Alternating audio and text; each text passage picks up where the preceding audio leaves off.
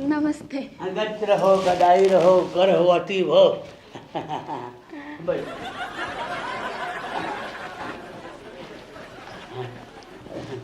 अरे तुमको मैं कैसा लौक रहा हूँ? अच्छा लागत बाटा।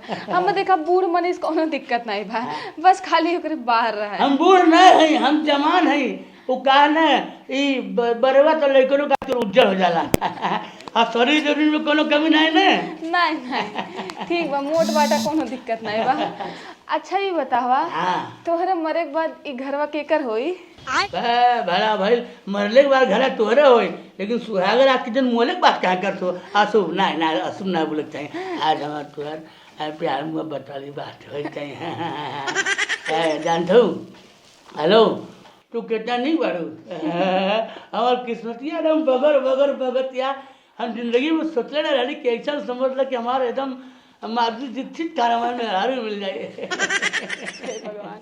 जानतो हेलो चुम्मा चुम्मा दे दे, चुम्मा चुम्मा दे दे चुम्मा, मुझे जरूरत तेरे जैसे यार की, ओ फिर क्या दे दी क्या चुम्मा